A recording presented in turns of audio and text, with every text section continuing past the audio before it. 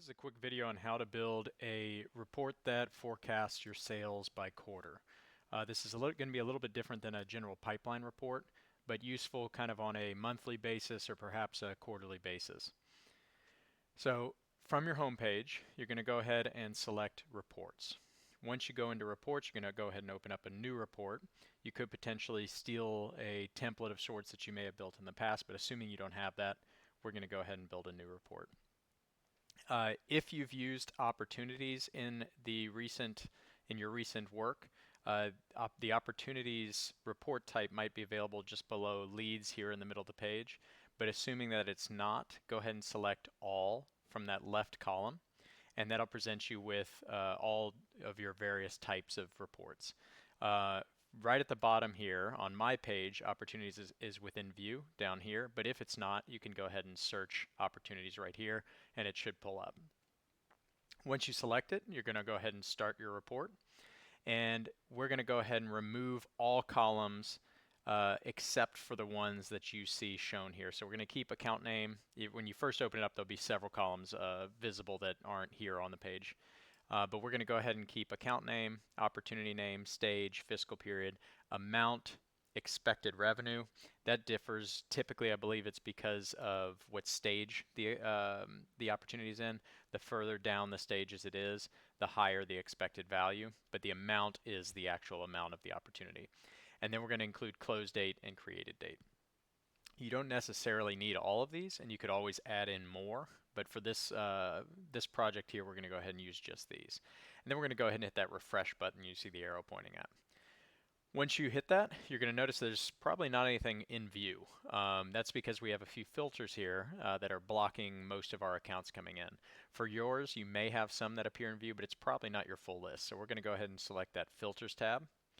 And with that, you'll notice that I have close date only for this current quarter. That is great if you're looking for a quarterly pipeline or anything like that. But for my database here, this is a fictional database. I don't actually have any opportunities set to close this quarter yet. I did go in and alter a few after the fact, and I may have some that bleed into this quarter. But I want to actually see what the year looks like by quarter.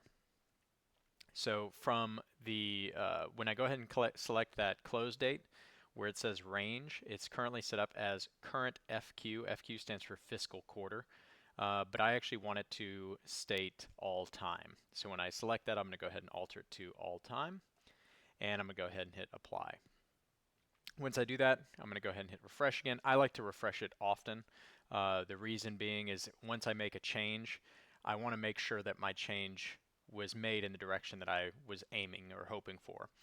There's a chance that you make a change and it completely takes your report down a path you weren't expecting, and it's nicer to catch that early on rather than later. So I'm going to go ahead and hit refresh, and you'll notice that I have a full series of opportunities now.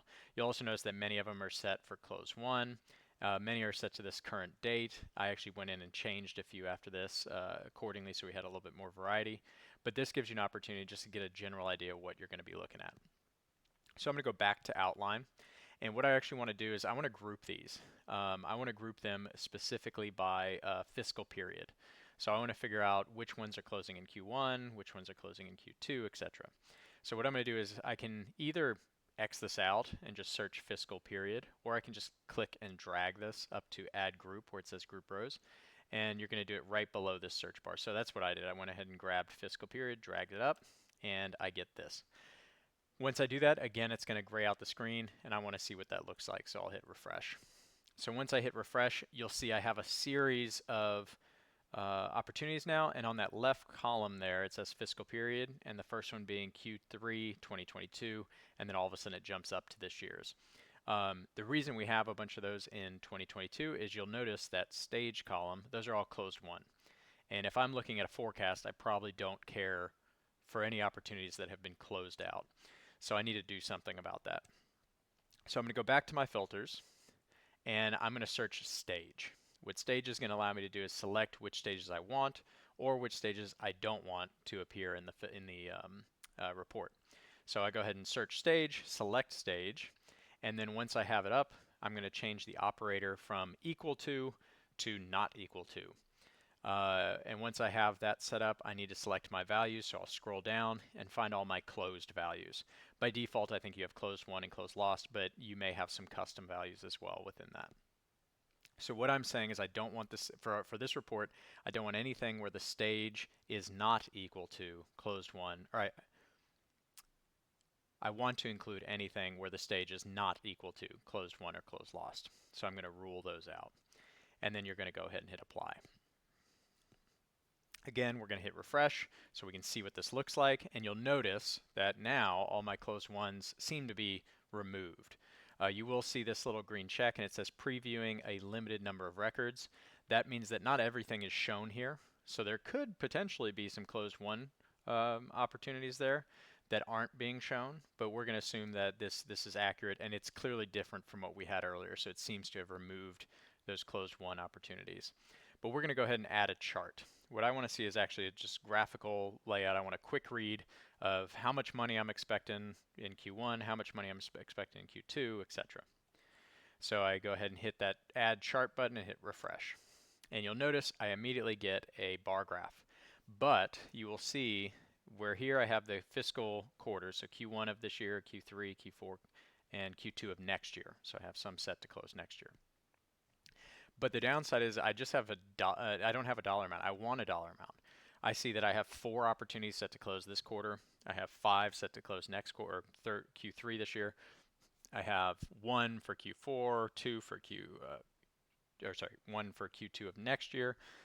But it doesn't tell me how much money each of those are worth. But it's funny because I do have that column there that says amount.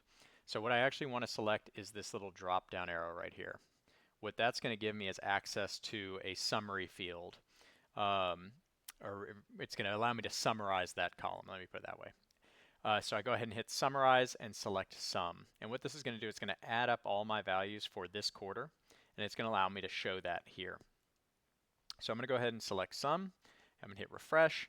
Nothing changes, but now when I go to this chart settings icon here up on the right, I now have the ability to change the record count in the x-axis, which is what it was originally set for, to sum of amount. And I also want to show those values on my chart here. So I go ahead and do that. I hit refresh, and you will notice now for Q1 it now says 760K rather than 4. It says 1.1 million rather than 5. So now I actually have a dollar amount associated to that, and I can now forecast a little bit more accurately with that. So I'm going to go ahead and hit save and run because I want to see this report fairly regularly. And what I'm going to do is I'm going to call it Sales Forecasting by Quarter. You're welcome to pick any other name. I am going to, by default, save it to my private reports, but if you have any sort of organization there, you can find it, you can create or add to a different folder if you prefer. We're going to leave it for private reports right now and hit save. So now I just want to verify it, make sure it looks the way I want it to look, make sure the numbers make sense. It's roughly what I was expecting. If it's vastly different than what you were expecting, there's a chance that something may be missing or something may be added. So it's worth definitely kind of reviewing and making sure everything makes sense. Anyway, I hope that was helpful. This is a report that you will probably run quite regularly just to get a feel for what's coming in the next quarter or the next couple quarters or for the year. I hope that was helpful, and I'll see you soon.